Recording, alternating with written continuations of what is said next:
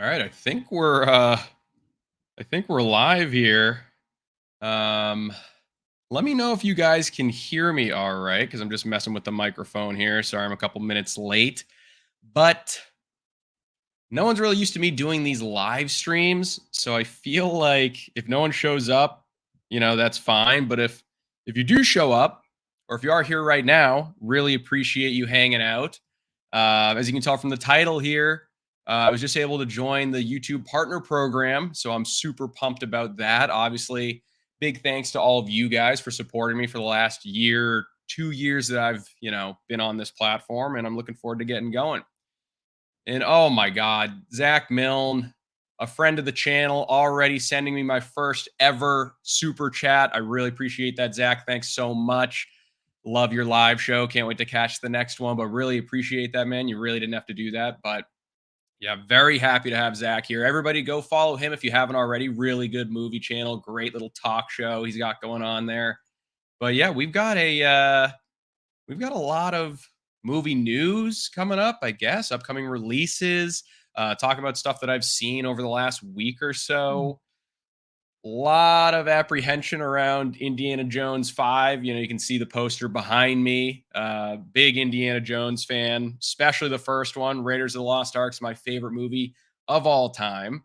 My dad showed me it when I was super young. So obviously, very nervous about the fifth one. And with the stuff I've been hearing about it recently from people with their first reactions.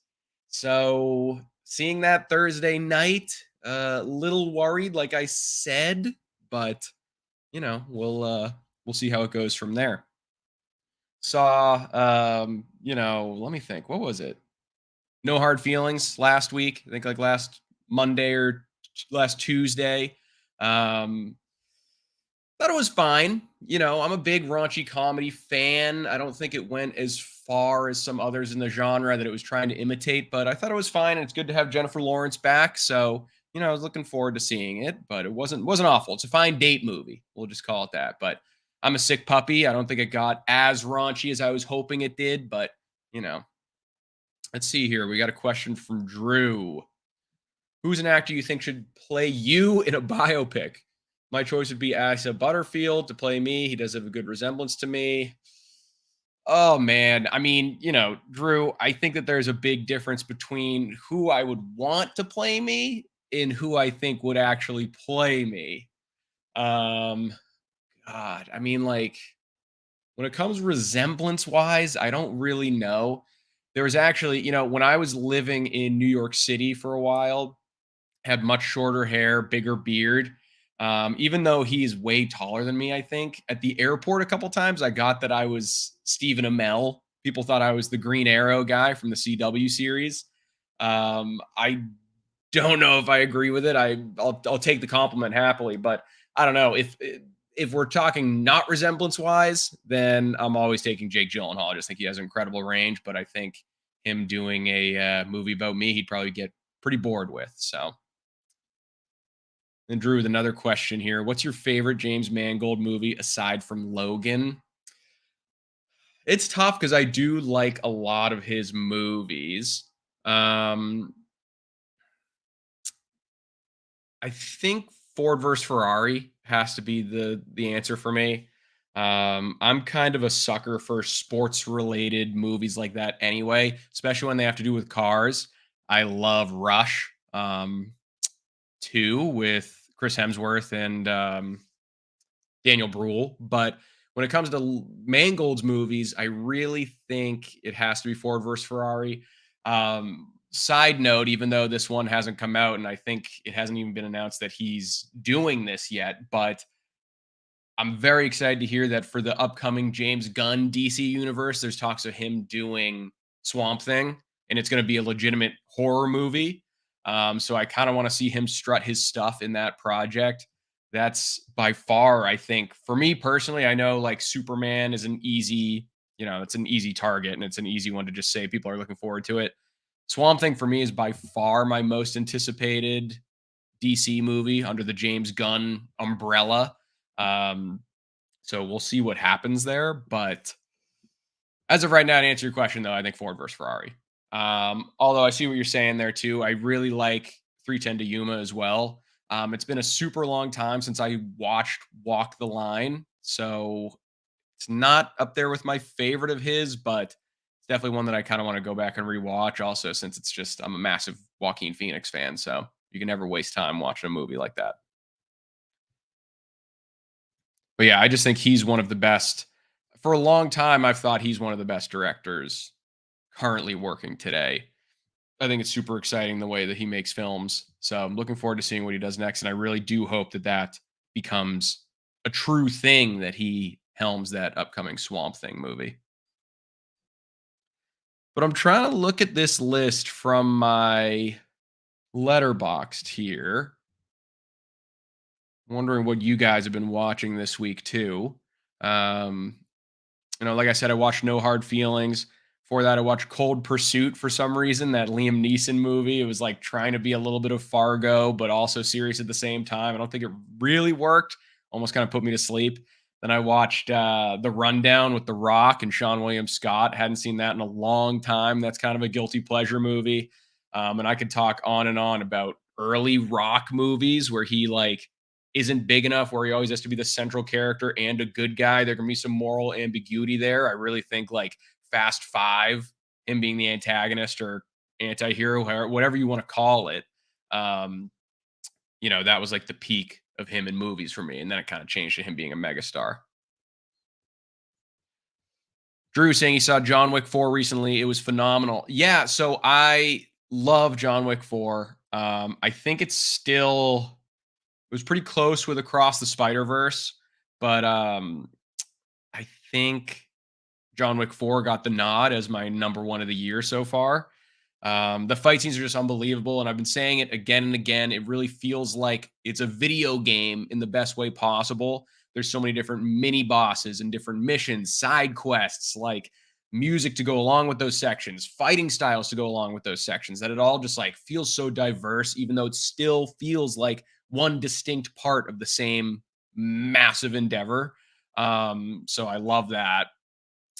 But yeah, I think it was neck and neck with Across the Spider Verse for me. But yeah, John Wick 4. I mean, dude, movie kicks ass.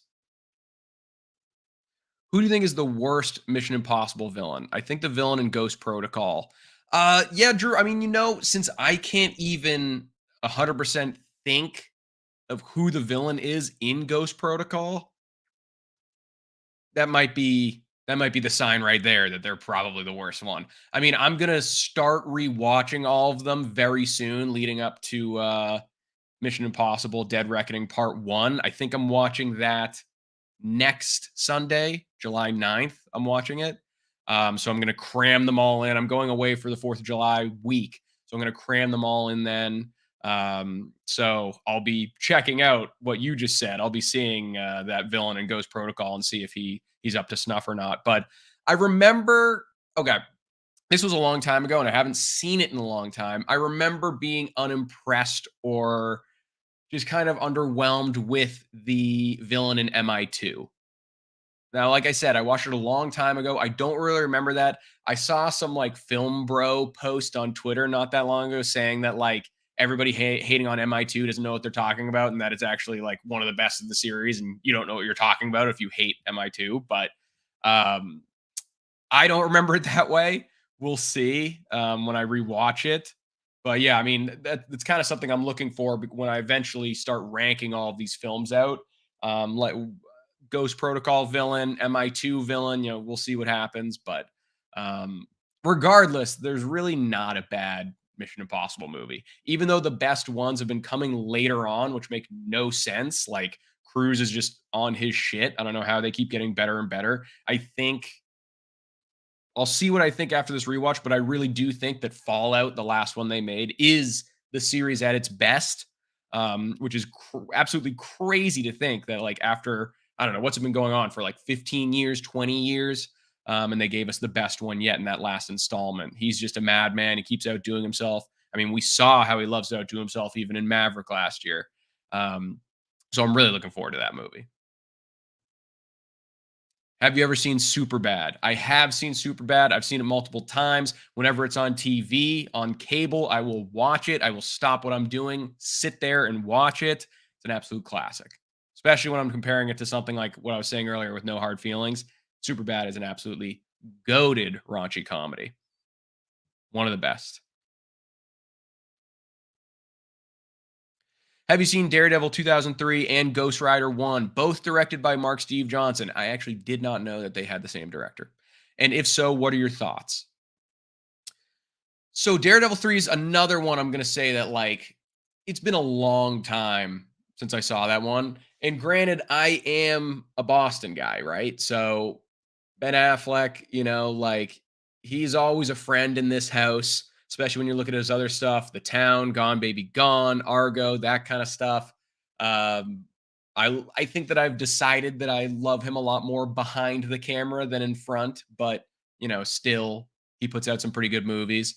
Um, Also, I will say, side note, just because we're on the topic of Ben Affleck, 2021 Ridley Scott's The Last Duel was my favorite movie that year. I feel like almost no one saw it.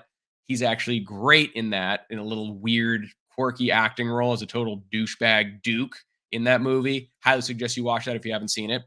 But to stay on track here, it's been a long time since I've seen Daredevil 2003. That's another one I kind of want to rewatch, especially when there's been rumors of his Daredevil showing up in Deadpool 3, which is not a story I thought was going to pop up. But yeah, apparently he was found on set. I don't know if anyone actually saw him wearing the suit, but he's apparently in Deadpool 3, which seems just the kind of most random shit ever that only a Deadpool movie could bring to the screen. So we'll kind of see what happens there. But I remember not really loving it. Someone said, though, I heard that there was like a director's cut or a special edition something that was actually way better. That's, you didn't hear that from me because I can't verify it. Um, but I've just heard that that was pretty good. And then Ghost Rider 1, the Ghost Rider movies, one way more than its sequel. I'm a big Cage fan. Like, I'm a Cage super fan. Anything he does, I'll at least watch. I won't say anything he does that I love, but anything he does, I'll be interested in. I'll be interested in checking out. Um, and so though that's more in the realm of like a guilty pleasure movie for me. Like I said, that's another movie where I'm not going to say it's like good.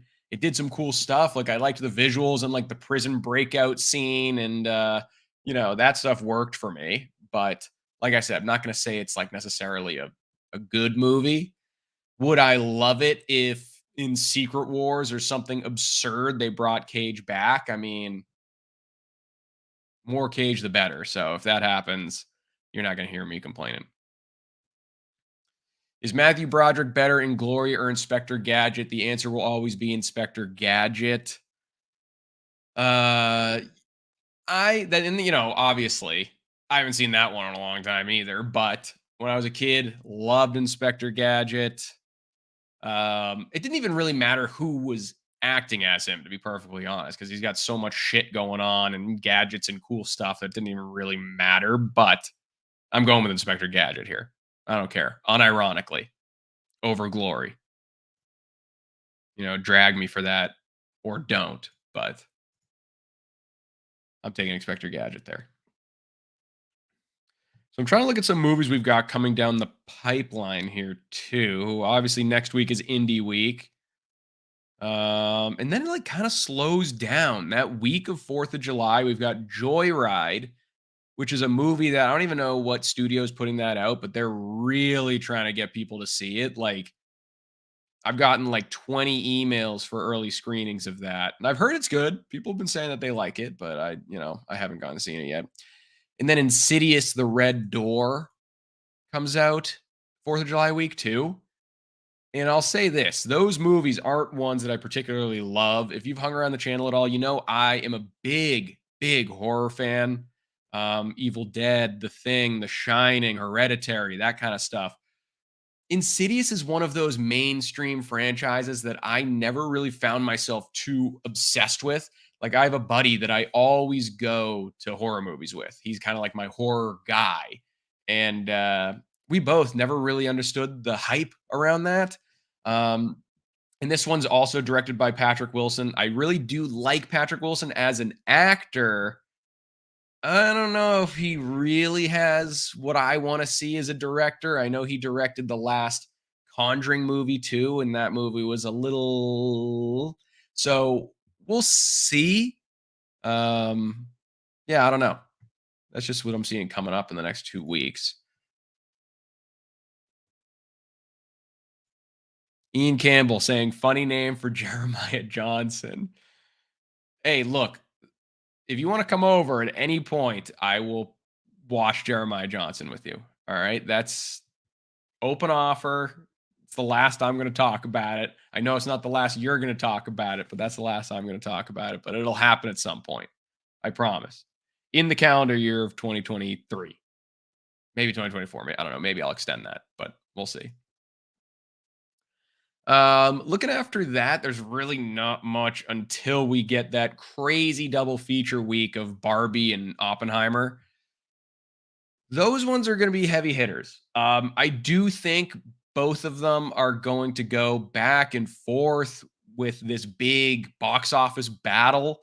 I don't know necessarily if they're gonna like Barbie, Oppenheimer, and Indiana Jones, I think, are the last three massive movies coming out in the summer season and maybe even towards the end of 2023. I know we have Aquaman, that was a big hit, that first one. But those are three of the last movies I think actually have a chance of hitting $1 billion gross at the box office. I know there's that whole thing about Barbie getting released purposely when Oppenheimer was coming out as like a diss to Nolan for leaving the studio in the dust a little bit there, but I really think it's going to hurt both of their box office numbers. So we'll see. I don't know if either of them are going to get to a billion, but that's my pick. Indy, Barbie, Oppenheimer. Those are the last three I think can actually get to $1 billion. Jacob Hubbard says, love your videos and big congrats on being monetized. It feels like a huge confidence boost when it happened. Great videos and can't wait to see it grow. Jacob, thanks a lot, man. Really appreciate you saying that and hopping into the chat here. I've been checking out your videos too. I think I saw yours blow up a little bit with No Hard Feelings. That was great to see too. Like I said, I didn't absolutely love the movie, but awesome to see you have some serious success on that video. And I'm looking forward to seeing you grow too, dude. Keep it going. Luke Ponto saying, what's up, Sully? Hope you're well. Luke, what's up, dude? How are you? I'm good. I'm good. It's been a long time since I've been in front of the camera live. I really think I did it like twice since since beginning my account like a year and a half ago. So I'm doing good. Hope you're doing well too. I know you've been on a big physical media kick lately. I hope you're buying a shit ton of movies too. Let me know in the comments what the last one you purchased was. I'm sure you were out and about pretty recently. Planet Moolah says, what's a movie you liked that was panned by critics? Okay. I have a couple. I have a couple ideas in mind, but let me check 100% on the critics scores here. Let's see. Check Rotten Tomatoes. Searching for some hidden gems here. Okay. All right, maybe I'll take this one. It has a pretty bad audience score too. And I say this one a lot. So if you know me personally, you'll probably not be too surprised by this answer. Um 2013 Michael Bay's Pain and Gain, the one with Wahlberg, The Rock, Anthony Mackie, just like the crazy kind of real life tragedy muscle bound heist movie that you find out is a true story. Michael Bay kind of made into a huge joke. That's not a great part about it, but turn your brain off. That movie is such crazy, mindless entertainment. He just whips through that movie so swiftly. The ridiculous, over the top macho performances work really well. I don't know. I've always really enjoyed that movie. I literally think it's on, like, I was just revamping my list. I really think it's on like my top 100 movies of all time list, which is crazy to now put like on a recording. It's out there in the world now. But yeah, Pain and Gain is probably my number one answer for that because it got a 50 from the critics. It got a 47 from the audience score. Obviously, really not good numbers. For me, it's like an 85, 90 for me if I was judging it on Rotten Tomatoes. What's a movie you thought was overrated? Um, so I thought about this the other day with the video I was doing on No Hard Feelings. Um, because I was thinking of past Jennifer Lawrence movies and how it's kind of crazy that this is the last time, she was or sorry, they're saying this is the first time she's ever been in a comedy movie. This is the first comedy, the first actual comedy she's ever been in. And I was like, well, she does some funny stuff in Silver Linings Playbook. She does some funny stuff in American Hustle. One movie that I can't stand, and I'm actually surprised the critic reviews are pretty good, I think, and the IMDb score is pretty good. I can't stand Don't Look Up, which is terrible because the cast rocks and I love Adam McKay's stuff. That movie just did not work for me. I think it's pretty overrated. Obviously, this one's kind of beaten into submission, but I think Avatar 1 is overrated too. Luckily, I really enjoyed the second one, but that's kind of like a normie pick. I mean, I feel like it's become such a film bro pick that people just say Avatar 1's overrated. So, yep, no, Drew, I'm telling you, there might be some there might be actually some truth to that. He was spotted on set or something.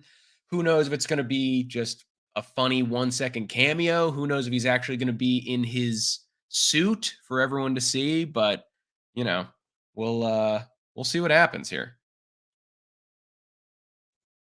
Luke Ponto, last movies I picked up were Avatar 1 and 2 and The Covenant. Dude, I know you and everyone else have been talking about The Covenant. I really got to go check that one out.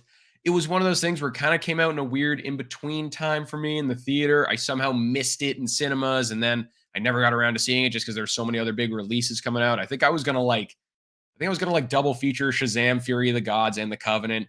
Didn't end up working out. I would like went away for the week or something, and then just with the release schedule, things were like leaving theater. I mean, we know how Shazam 2 went. That laid an egg. Um, so things were kind of moving fast, so I didn't get to see it. But when I put out a video on my top 5 favorites from this year so far, tons of people in the comments, tons of people on my community tab were all saying The Covenant was their favorite of the year. I still haven't seen it. I got to go check that out. I'll let you know what I think of it when I see it. Movie I liked that was panned by critics was Man on Fire. I love that movie. I can't even remember if I've seen that one. Is that the Denzel one? I can't remember if that's it.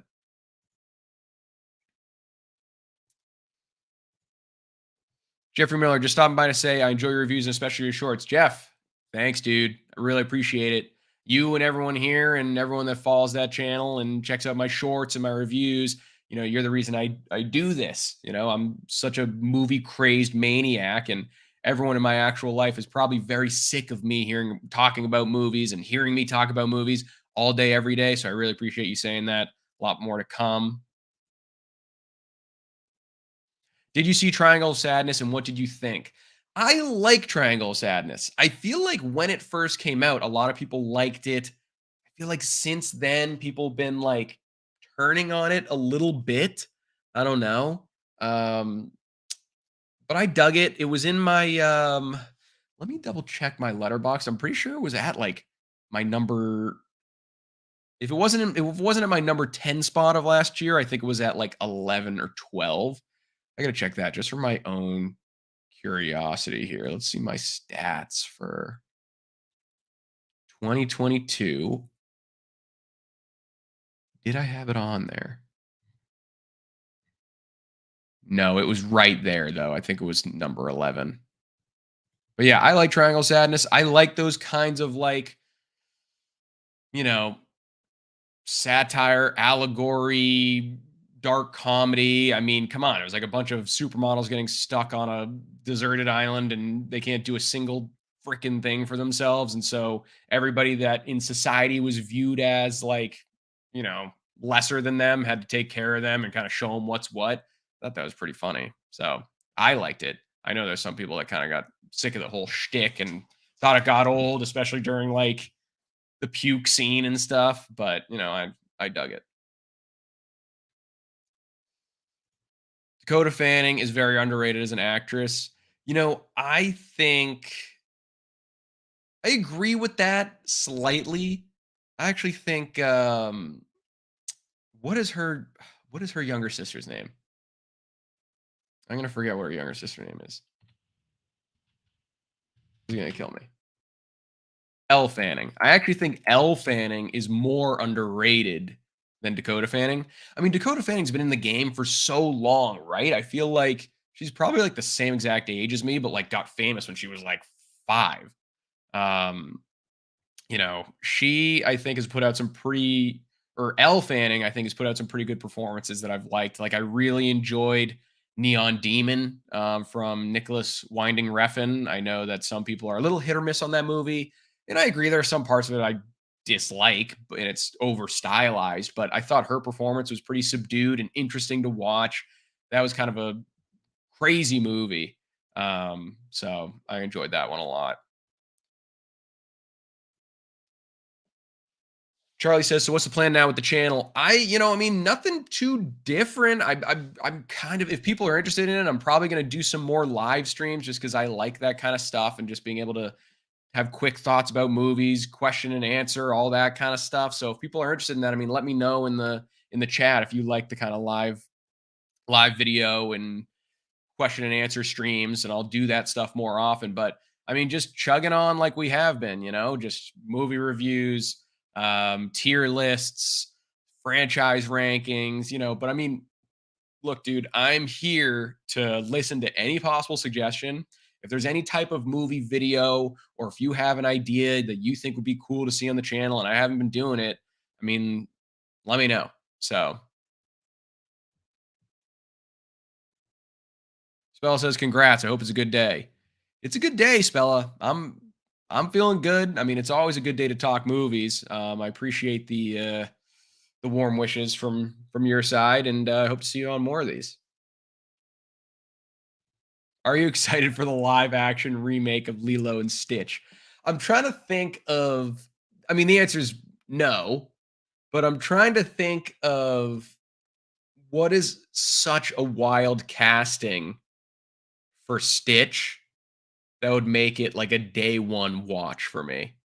Um, Maybe if like Adam Sandler or Michael Shannon played Stitch, you'd see me there. Day one, I'd be a crazed lunatic wearing my Lilo and Stitch T-shirt outside the theater, waiting to get in. But that's obviously not going to happen. So the answer is no. Not excited. And the good thing is though, the silver lining about the remake of Lilo and Stitch is that Charlie says Tommy Wiseau as Stitch.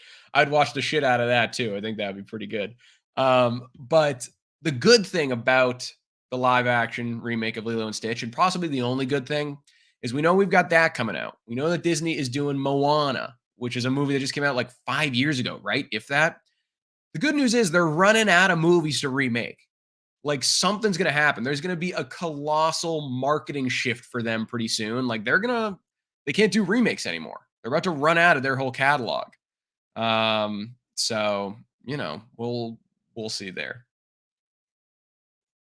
Spell says, "Wasn't Stitch confirmed Zach Galifianakis?" I don't think I saw that myself. I'm gonna have to look that up. You might be completely right on that. In which case, I will say that's not an awful casting. I think I might like Galifianakis more than other people, especially for just non-comedic roles. I know this is going to be a blathering, crazy voice role, so it kind of fits into that kind of cheap part of his career. But Birdman is one of my favorite movies of all time, and I think he does an unbelievable dramatic performance in that, especially with that whole cast. It's really cool seeing him not just being like the goofy guy all the time. He actually says some pretty cool stuff in that. But if it is him, I mean, more power to him. I hope he gets a big fat check out of that. Um, Hear me out. Pitch Perfect universe meets the Fast and the Furious universe. I mean, look, they've gone through so many ideas in the Fast universe that I'm sure it hasn't, like, it's been talked about. Vin Diesel, I'm sure, has talked to other franchises about potential crossovers. Um, like, I'm sure, give it 4 or 5 years, you'll see Dom Toretto riding next to Optimus Prime, riding next to, someone from the G.I. Joe universe. That'll be like a triple crossover. So I can't say I'd watch it. Can't say I won't watch it, but I can't say I would watch it either. Did you see the new Indiana Jones movie or the new Wes Anderson movie? So I'll start because I'm so goddamn passionate about Indiana Jones. I'll start with the Wes Anderson part of this question. And I really love Wes Anderson, but Indiana Jones just turns me into an absolute lunatic. The Wes Anderson movie, I haven't seen Asteroid City yet. It's definitely on my list. Wes Anderson is a movie. Actually, it's kind of funny because both Indiana Jones and Wes Anderson are, film properties or director, since he's a director, stuff that I really got passionate about because my dad was passionate about that. My dad loves Wes Anderson movies. My dad loves Indiana Jones, and that's what he showed me first. So he showed me so many Wes Anderson movies, and I was obsessed with Bottle Rocket. Grand Budapest, I think, is his masterpiece. I know there's some people that are kind of sick of his style. I'm not. So I'm really excited to see that movie. I haven't gotten a chance yet this opening weekend. I was pretty busy, and I want to make sure I go see that one in the theater with my dad. So I haven't gotten a chance to see that yet, but definitely looking forward to Asteroid City, but haven't gotten a chance to check it out yet. Let me know if anyone here has seen it yet. I've heard mixed things. Like I've heard a lot of stuff where it's like, okay, Wes Anderson fans will love it, but it's very inaccessible to everyone else. Or people have been saying like I'm giving it kind of like a 4-star rating or kind of like a 2-star rating. I haven't really seen in between. It kind of seems like those are the two that play back and forth the most. Then when we go to Indiana Jones, I haven't seen Indiana Jones yet. I've been dying to see this new one so bad. It was my most anticipated movie of the year. One of my most anticipated movies ever, even though, we're talking about Disney and a Lucasfilm property here. They have not done well recently. Um, you look at that. I mean, you look at that most recent Star Wars trilogy. I hated all three of those movies, other than A New Hope. And the only reason, I mean, not A New Hope, other than The Force Awakens. And the only reason I didn't hate A Force Awakens is because it's basically a copycat of A New Hope. So I was like, okay, we're getting back into good Star Wars movies. It's like a welcome back to this universe that's passable. But then the next two movies just gave me nothing, and it made The Force Awakens look even worse retrospectively. But so it's tough because Indiana Jones and the Raiders of the Lost Ark, I mean, you see the poster behind me. That's my favorite movie of all time. I love the original trilogy. Crystal Skull is I think it's overhated, but I don't think it's a good movie. But Raiders and Last Crusade are absolute top tier adventure films, possibly the best ever. I mean, the Sean Connery and Harrison Ford dynamic in that third film is unmatched, and it really flipped the franchise on its head and gave us something creative and fresh to watch. But no, that was a wicked long way of answering your question that I haven't seen either of those yet. Indy, I'm seeing Thursday night. And, like I said, I've heard the early buzz. I've heard the early crap about it. I do think if it's going to end up being one of those movies where, he pairs up with his goddaughter and she's just better at everything than him and is just making him irrelevant. And he's just old for the sake of being old. And like, that's a shtick in itself. We're just like, I don't know. Did this movie need to exist? I'll find out on Thursday. I'm hoping that I'm wrong. I get a lot less worried than other people, though, when you talk about like, oh, this woman's going to come in and just like, one up him and everything. Because in Raiders of the Lost Ark, Marion, the character of Marion, like did a lot of that, like quick jabs and insults at Indy that works really well to his dynamic, like emasculate him a little bit. And that kind of made him more protective, but also made him do like more heroic stuff. Like that dynamic worked. I can understand there's a possibility they take it overboard in the Dial of Destiny.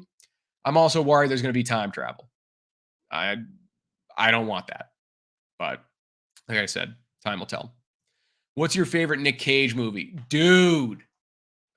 You should have said what's your favorite 5 Nick Cage movies? My favorite Nick Cage movie. I mean, I'm thinking back to like the Con Airs and like the Face Offs, and I'm going to my list right here.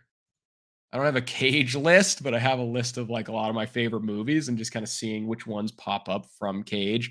I will say, I think a very underrated Cage movie, if anyone has seen it, is Bad Lieutenant, Port of Call, New Orleans. It's Cage. It is absolutely most unhinged. He's going nuts. He's like diving into prisons that have flooded to rescue people in cages. He's holding up at gunpoint like an elderly facility, like old person's home. Um, he does drugs with Exhibit. Like that movie does everything. Um, Charlie, I see you're saying Pig too. God, dude, I love Pig. There was a scene in Pig, and you'll have to go back and watch it because I just think it's unbelievable. I can't remember if Pig came out in 2020 or 2021. Forgive me, or maybe even 2022. I don't think it was 2022, but the year that it came out, that scene where he goes back into the restaurant he used to work in and meets up with that chef that he fired when the chef was like a busboy. That scene of dialogue, I think, was the best acted scene of that entire year. Absolutely loved that. All right, let's see. What do we got? I got lost here for a second.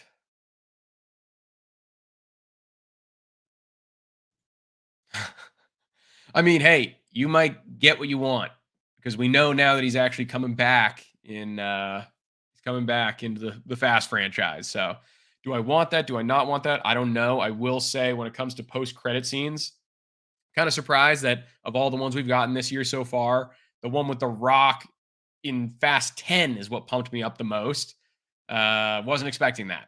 But like I said, I think Fast 5 is one of the best 2000s action movies. That was like the pinnacle of like awesome explosions, cool story, double crossings. I mean, the whole finale is like a goddamn two cars chained up to a bank vault, dragging it through the streets of Rio. I don't know what more you'd want in like your early 2000s or mid 2000s action movie. That was like the pinnacle. That was just so much fun. Then it got a little too crazy, but I think that introduction of Dwayne the Rock Johnson as Hobbs, the character in Fast Five, I mean, that was just so well done. I absolutely loved that. Wes Anderson feels like a high school friend you're happy to run into at Target. I mean, yeah, he does like, since he has such his own signature style at this point, it really does feel like, I don't know. I feel like we know a lot about him more than other directors. Like, even if I don't watch an interview with Wes Anderson, just seeing all those symmetrical little things he puts in frame and all those like tiny little details he's always including, like, I just think, um, you know, we kind of know a lot about him. Like, I could probably take a lot of guesses about who Wes Anderson is as a person way more than I could like Denis Villeneuve. You know what I mean? Like, Denis Villeneuve makes some incredible movies, but like Wes Anderson, like really shows you what he thinks about all day long with this like little almost OCD stuff in every one of his movies. Oh my goodness. Woods North with a 4.99 super chat. My goodness, you're too kind. You're too kind. Who should play Stockton Rush when James Cameron makes Titanic 2? You know what? I mean, like I said, I haven't seen any interviews with this guy. I can assume if you're going into a little tin can to explore the Titanic, you got to be pretty eccentric and crazy. And, obviously, RIP to all those who were involved, but you wouldn't have caught me in that little sub. I'm going to say it had to be someone crazy like, I'm going to go with like Nick Nolte or Gary Busey. That's my final answer. Random question. Do you like to read books? If so, do you have a top 5 favorite books? Oh, I mean, like, Charlie, I feel like getting obsessed with movies takes up such a. Also, Charlie, I'm seeing you answer Nick Cage, the Stockton Rush question. I think that's actually probably a pretty good answer. Um, Getting obsessed with movies is like, it's a hobby that's pretty time consuming. Like, I always want to be watching new movies. I try to watch, like, I don't know, so many new ones that I haven't seen, like a week, every week. So it's kind of like, it's hard. I do really like reading, and I really liked reading in the past. I've been crushing through the actual book of Dune ever since, loving the Denis Villeneuve movie when it came out last year or the year before that. I'm like, honestly, during the pandemic, all those movie release dates kind of blend together for me. But I've been crushing through Dune, like Ready Player One, like Ender's Game. Um, I like a lot of Hemingway stuff. I like that 20,000 Leagues Under the Sea. Who's that? Jules Verne or something. Um, but I'd say for the most part, when it comes to books, like something sci-fi, something kind of like, I mean, like this is kind of a normie pick, but obviously in school, like absolutely loved reading The Giver, like that kind of like you know not apocalyptic, but like something wrong in a futuristic society, or like something there's only one change in the future. I'm always a fan of those kinds of books. Or I mean, even when it comes to movies, like those kinds of settings, like that's probably why I love a movie like Ryan Johnson's Looper, right? Like, yeah, there was a lot of other futuristic stuff, but like there was really only like there was like time travel and telekinesis. Everything else was like pretty, realistic enough in that. Like it still felt like a grounded world that we as an audience like know about. So for me, I've always loved those kind of like speculative fictions. It's usually like an allegory for something larger. Um, but maybe just like one thing has changed in society to kind of give it like a sci-fi twist. Um, but yeah, no, I definitely like to read books. I always tell myself I want to do it more. But like I said, movies and like getting reviews out early and watching early screenings, and then you throw TV into the mix, like watching stuff with my fiance and keeping up to date with all the popular new shows. Yeah, it's goes back and forth a little bit. So I wish I could read more. I do like reading. I need to like honestly, I need to take like more vacations or something. I really think that's the only time I'm going to be able to disconnect and like read more. Like if I'm on a beach or if like I'm on a boat or in a vacation house. So, what are your favorite books? Didn't realize I just didn't ask you that at all. But if you have any good recommendations that you think would kind of fit into what I just said, I've been digging. Let me know. Yeah, no, and I totally agree. There definitely are audiobooks. I need to take more use of those. I downloaded Audible. So I'm trying to get better doing that. Obviously, as you can tell, I'm saying unsuccessfully, but I definitely want to try to read more books this upcoming year. Oh hell yeah! Listing me your top five favorite books. Let's go. Great Gatsby, On the Road. I love Gatsby. Gatsby's fantastic. I like The Road too. I'm assuming that's different than On the Road. Obviously, The Road is very bleak, very depressing, but I thought that was an unbelievable book and a great movie. It's a crazy good performance by Viggo Mortensen, who's my guy. Number three, The Corrections. Okay, I don't think I know that one. I'm gonna have to write these down. I'm gonna have to save some for a rainy day, something like that, because I'm definitely interested. Definitely interested in getting more into books again. Dark Places. Is that the one that was the got turned into the Charlize Theron movie? I can't remember if that was the one that got thrown in there with that got turned into a movie with her, but I think it is. I think I saw that movie. I can't actually remember. I don't know. I don't remember if I thought it was all that great of a movie. I'm sure it's a very good book, but so that's why I'm kind of forgetting if she was even in that or not. But yeah, definitely want to make a point. I mean, like, I just feel like it would be cooler as a movie fan to get more into reading books and whatnot, because I mean, they have such a high likelihood now of getting optioned into movies. So it's like, I feel like I'm doing myself a disservice by not knowing like what possible scripts could be coming down the pipe. I really want to check that out. Or just like books that are hitting like the bestseller lists and clearly are like you know, they have such a high probability of getting optioned to become a movie in the near future. So, thoughts on A24? I mean, dude, I'm kind of like a basic film bro for that kind of stuff. I really like A24. Um, Ex Machina is like top 15 movie ever for me. I absolutely adore that movie. Alicia Vikander does a crazy good performance. Domhnall Gleeson. I always love Oscar Isaac. That's probably my favorite A24 movie ever. Followed by, I think, Good Time with Robert Pattinson. If you haven't seen that movie, that is an absolute wild ride. Highly suggest you check that one out. That was the movie for me. Like, so many people for so long were like, and I was, on that train as well for a while until I saw Good Time. But so many people were like, oh, if that's what the Twilight guy, because that's what Robert Pattinson was known for at the time, that's what the Twilight guy, I don't really want to see it. And I was like, this movie proves that he is a legitimately heavy hitting actor. And I really think without that movie, he might not have won the role of Batman because I think he won it while doing Tenant.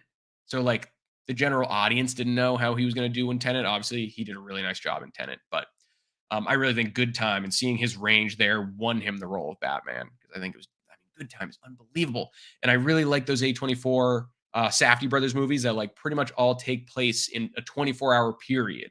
It really ratchets up the intensity. Like Good Time and Uncut Gems, it all takes place in like a day or less than a week, and I feel like it's like things keep leading from bad to worse. These guys are scrambling to make things happen and get what they need. That is a great setup for me. I love those kind of like 24-hour or just like clock is ticking kind of movies. Love A24. Thought BoS Afraid was great. Okay, this is going to, you're going to lose faith in me here because this is so upsetting for me as well. BoS Afraid is another one. Had a very limited release near me. I was away that week. I never got a chance to go see it. I still haven't seen it, even though it was definitely one of my most anticipated movies of the year. And movies that are split down the middle, like are like people either love it or people hate it. Those are the kinds of movies I'm interested in the most. Like I love those kinds of ones. Like I remember thinking back on it, like the first movie where I like made a legitimate connection that I was like, okay, this is split down the middle. It's got like a 50% on like IMDb or Rotten Tomatoes, whatever. People are split down the middle. They love it or they hate it. Was Natural Born Killers with Woody Harrelson and what's her name? Juliette Lewis and Robert Downey Jr. And those are the movies that I love watching. I'm like, okay, this didn't work for some people. This really worked for some others. Like, what is it in this thing that split people down the middle? I love finding that stuff out. So BoS Afraid is another one. People either loved it or hate it. There's no in between. I love Joaquin Phoenix. Like I said earlier in the stream, Hereditary is one of my favorite movies ever. I think it's one of the best horror movies ever. So I'm a big Ari Aster fan, but I still haven't had a chance to check this one out. It's killing me. So I got to check that out. I can't even remember if it's on digital. Do you know if it's on digital? Because I definitely want to watch that very soon. I know that's a long movie. It's like 3 hours, but do you think Mia Goth will ever play someone normal? All right, Charlie, I'm telling you this right now. I don't know if she will or she won't, but I'm praying that she doesn't. Like her best roles are her just being a total lunatic, like Infinity Pool, X. What? There's another one on the tip of my tongue. Not that she was even like a total nutbag in this, but like she was really good in like A Cure for Wellness and like that kind of stuff. And like I'm just glad that we're living in like we're clearly living in like her 5-year A-list period. Like I'm not saying she won't continue to do amazing things after this 5-year section of her career, but like this is her Mia Goth is in everything phase, and I'm absolutely for it. I cannot wait for Maxine. I loved X. I liked Pearl. I didn't like Pearl as much as I liked X. I really loved X. Can't wait to see how the trilogy is going to end with Maxine. But yeah, no. To answer your question, I hope she never plays anyone normal. Yeah, Jeffrey, highly suggest run, do not walk to your TV. Grab something to drink, grab a Snickers or a Milk Duds, watch Ex Machina. It's so good. It is such a good thriller. It's like a tech thriller. I would say, honestly, double feature that with Upgrade with Logan Marshall Green in it. Love both of those movies. They absolutely rock. Let me know if you ever go watch both of those together or at least Ex Machina. You won't be disappointed. Robert Pattinson is an amazing actor, and Kristen Stewart is also an amazing actress as well. Yeah, I completely agree. Um, I don't think a ton of people really loved Crimes of the Future. I didn't love it, but I really enjoyed it. I mean, like, I'm kind of like a Cronenberg fanboy, whether it be him or like we were just talking about with like Infinity Pool and stuff, and I love Possessor. Anyone in the Cronenberg family is all right by my standards if they want to pick up a camera and shoot something new. But I thought she did a really nice job in Crimes of the Future. Yeah, looking forward to seeing what comes next for her. I can't remember if I saw on her page or anything of like what she's got next coming down the pipe, but yeah, no, I really like Kristen Stewart. Love Robert Pattinson. Can't wait for Batman 2. I think he has that new movie coming out. He has like a wild, it's a crazy premise. It's like him and Robert Downey Jr. in a new movie where like a murderer becomes a politician so that he can like loosen the laws on murder. Like so he can just go murder people because he's the one making the rules now. You'd have to look it up. I can't remember what it's called, but I'm telling you, Robert Pattinson, Robert Downey Jr. are in a movie together about like a couple of murderers becoming politicians so they can lower the punishment for murder. It's crazy. I love Mia Goth as well, but I'd love to be in a movie where she does no harm to someone. Yeah, I don't know. I don't know if you'll ever see her in a movie where she's not going absolutely ballistic on someone. Like she gets into that like feral phase. Like, I mean, even Infinity Pool, like she seemed chill, even though she was crazy, she seemed chill enough at the beginning of the movie. And then we see her just turn into an absolute psychopath. Um, so, you know, we'll see what happens. I don't think she has any normal roles coming down the pipe anytime soon, to be perfectly honest. Like to see Eric Andre either collab with Ari Aster or do a serious role. Yeah, I mean, Ari Aster's probably a pretty good pick for a guy like him. Um, where his like crazy and out of the box brain would probably mesh really well with like how eccentric and symbolic and just insane Ari Aster is as well. Um, I have no idea what a movie like that would look like. But yeah, I mean, I'd be down to see him do that or do a serious role. Dude, he's such a loose cannon, and like I feel like there are still people out there that don't really get his shtick because he seems so serious all the time, even though it's just like one big gag. But yeah, no, I mean, I think it'd be cool to see him do something new. I can't think of like what role that would really be, but this is a good question.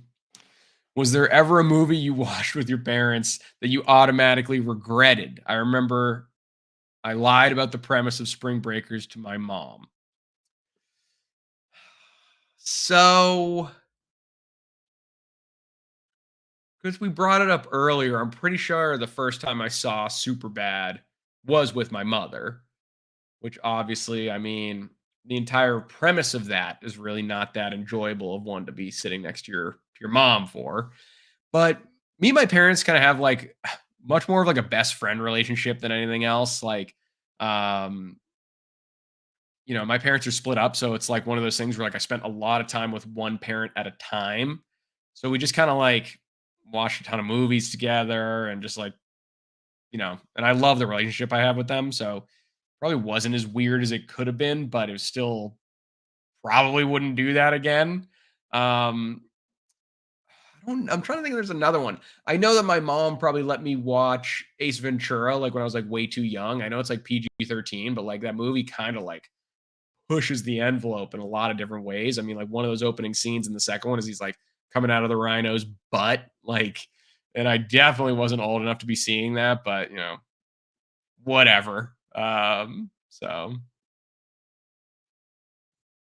oh no. Dude, I believe it, dude. I believe it. It's definitely like there's definitely those movies. I think it's I like, you're saying you lied about the premise of Spring Breakers to get your mom to watch it with you or something. Like it's almost like you're like, why did I even go through the trouble of like convincing them to watch this with me? It's not one that I'm really enjoying. Like I enjoy it a lot more if I watch it with like my buddies or even by myself. Like, why did I even waste the time trying to convince them to watch a movie like this that like wouldn't be a great one to sit next to my parents and watch anyway? But We all do it. I mean, like movies are more fun watching, with more than just yourself anyway. And don't get me wrong, I'm like leader of the club of going to movies by yourself. Like I've been to so many movies ever since I started this channel, really, and just like was going to early screenings and like stuff like that. Like I go by myself a lot. Um, and I love it. Like I can't even complain. I do think there are certain movies where like obviously they're better with people and like a lot, I get that from the live audience that I'm, watching with in the theater for those early screenings, but still, like, there's tons of movies that like are super metaphorical and symbolic and emotional that you want to watch with people So, I mean, like I was thinking about that the other day when I was like looking at some of my favorite movies on my, list on Letterboxd and like Another Round with Mads Mikkelsen. I mean, like that is a movie like I want to get so many people to watch that movie, but watch it actually with me. Like I feel like it just has a lot to say, super emotional, says a lot about life. It's just like a really enjoyable kind of message to share with other people that you care about while you're watching it. So like I think that's something to be said for that as well.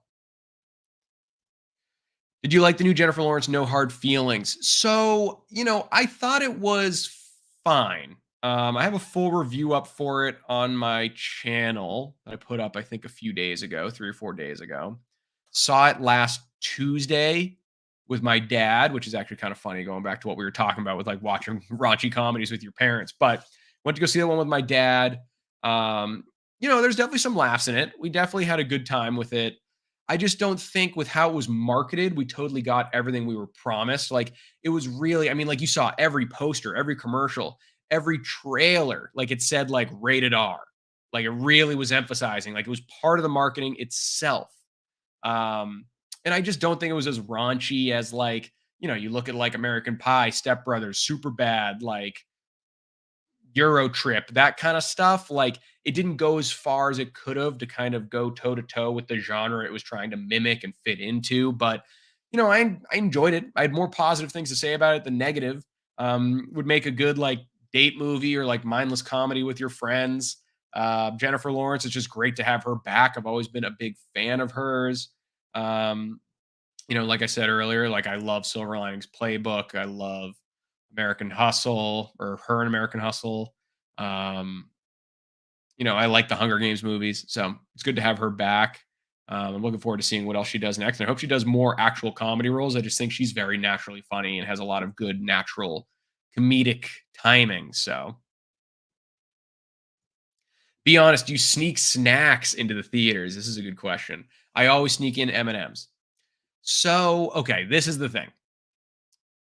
I did this a lot before, like even before I started this channel. I was going to so many movies that I like told myself I have to stop having snacks every time I go to the movie theater. So now that I see everything that's in theaters pretty much, and like I'm at the movie theater like, I don't know, 2 to 3 times a week a lot of the time. If I got a snack or got the snacks I wanted to get every time I was at the movie theaters, I mean, dude, I would be as big as a house by now. So like I pretty much put the kibosh on that. I'm like, I can't get snacks. If there's a very rare occasion, like if it's like a big popcorn movie blockbuster, every once in a while, we're talking like a couple times a year, I'll ball out on some snacks. But I've pretty much stopped doing movie snacks just because like I go so much that I would be like, dude, when I ended this live stream, you'd have to roll me up to my bedroom. So it's like, I just couldn't do it to myself. I'm a big Milk Duds guy, big popcorn guy.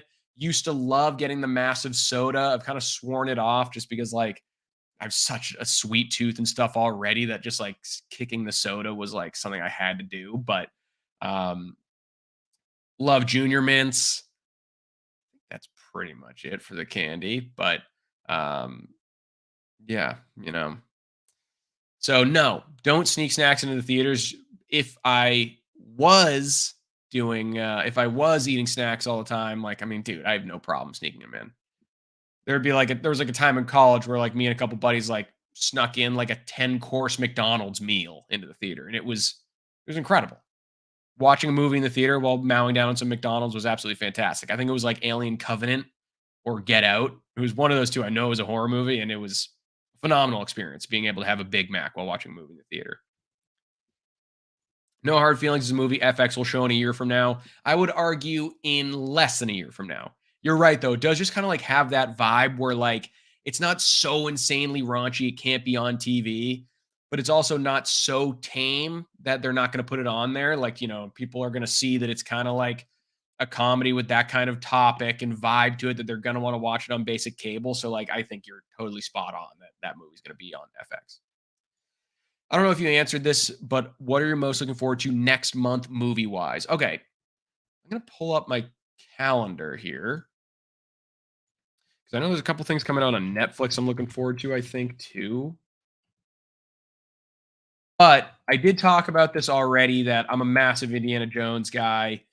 Little nervous about the film, the fifth one coming up, but obviously I'm still looking forward to it. I guess technically Barbie and Oppenheimer fit into that 1 month span now. I can't believe we're at the point of the year where like we're actually able to talk about Barbie and Oppenheimer as being right around the corner. But obviously can't wait for both of those. Already have tickets for both of those. Um, all right, this is a little bit outside of that month range. This is the first week of August, but I'm a big, shameless, guilty pleasure Jason Statham fan. I'm gonna watch the shit out of the Meg 2. I'll just tell you that. I love shark movies. I love Jason Statham. It's gonna be big, loud popcorn movie. You might see me getting milk duds for that one. All right, that might be one where I'm doing that. But there's some cool stuff coming out. Um, I know there's a lot of hype over the new Netflix movie They Cloned Tyrone with Jamie Foxx. I'm looking forward to that one. Hopefully, I get to see that one in the next couple weeks. But yeah, I think there's some good stuff. There's some stuff coming out that I'm looking forward to. I mean, those summer months usually come. There's some good stuff. It's usually the big budget stuff, but some good mindless entertainment coming out for sure. The Whale too. Yeah, I mean, dude, fully beached whale. That would be me if I had movie snacks every single time I went to the movies. It would not be good. You wouldn't want me to have my camera on and for these live streams, I'll tell you that. Top 5 horror movies. God, okay. That is tough. I'm going to resort to I think I have a letterbox list of like my horror essentials. Let me see if I do. Do I? I don't know. I have thriller essentials. I don't know if I have horror movies. Oh, you know what? I do. Okay. Um, let's see if I can pull these up. Okay. So for me, I don't know if these are in order. I'm just going to say some. I don't have them ranked. The Thing, I think, is my favorite horror movie of all time. I've said that a lot. Obviously, the John Carpenter one. I think it's so good, dude. And it shows how awesome practical effects are. Like, that movie still looks so good today. And then you have Kurt Russell, like, at his most badass. Yeah, I mean, there are so many iconic scenes to that, like when, the opening with the guys in the helicopter chasing the dog, when the dog gets into the other dog's pen, when he's testing all the blood, like that. There's absolutely incredible sequences of tension and horror in that movie. That's another one that I could watch like 1,000 times. I would never get bored. Actually scored like one of those like Comic-Con limited edition The Thing poster action figures. I haven't even taken it out of the box yet. So cool. You should look it up. I actually think it's a really cool collectible, especially for someone like me that loves that movie. Um, Another one I'll probably say, so Hereditary, I think, is up there. The Shining is up there, which are kind of like the more basic picks. Um, I might pick Alien and then Raw. If you've ever seen Raw, I absolutely loved that movie. From that female French director. I'm forgetting her name. It's like Julia Ducournau or something like that. It was like her, I think it was her debut. Um, and it's about a movie about a girl who comes from a vegetarian or vegan family and goes to veterinarian school with her sister. Like everyone in her family is veterinarians. And something happens that she, for some reason, starts craving eating meat and she doesn't care where it comes from. It's almost like a stylistic zombie film. unbelievable movie. If you haven't seen that, highly suggest watching Raw.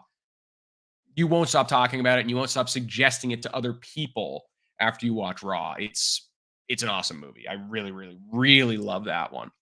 And then if I'm just gonna like throw out some honorable mentions there, like I love Silence of the Lambs. I know it's kind of like reaches into thriller realm as well, but it's such a great movie. I love Cabin in the Woods. I love Jaws, The Descent, An American Werewolf in London.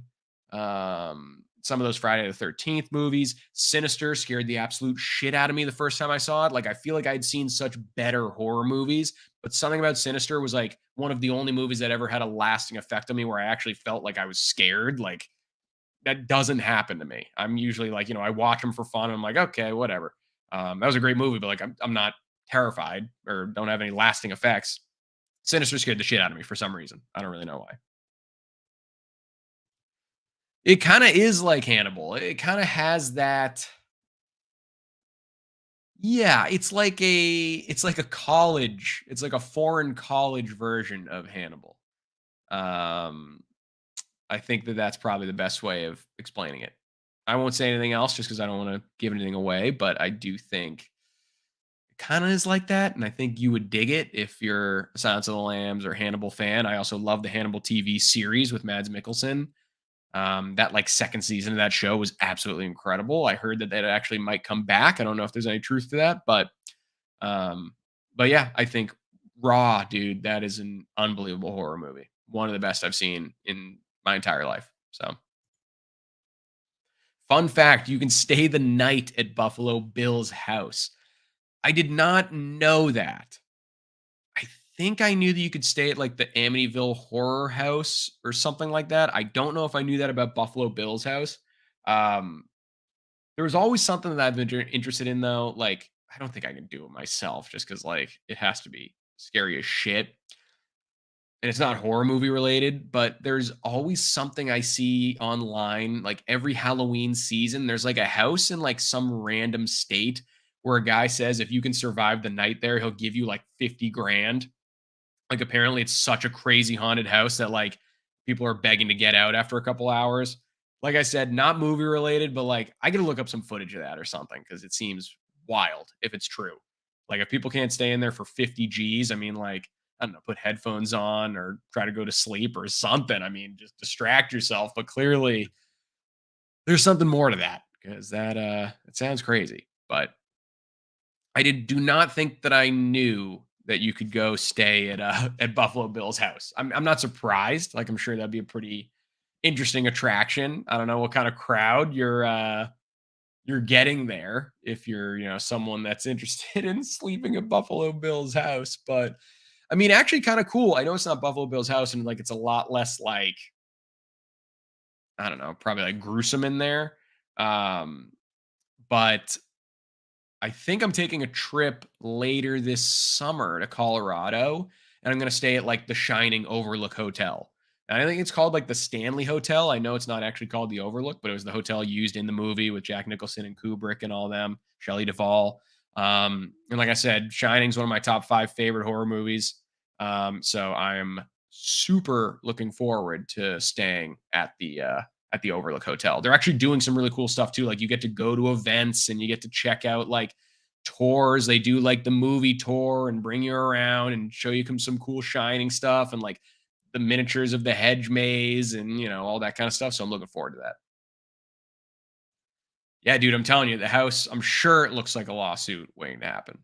Um, like it's a lot more could probably go wrong than right with that kind of stuff. So they recreated the basement too. Jesus, dude. I'm sure. Okay. It would be a great photo op. Like, I'm sure someone like there has to be probably a secret entrance you can get in to the bottom of that well.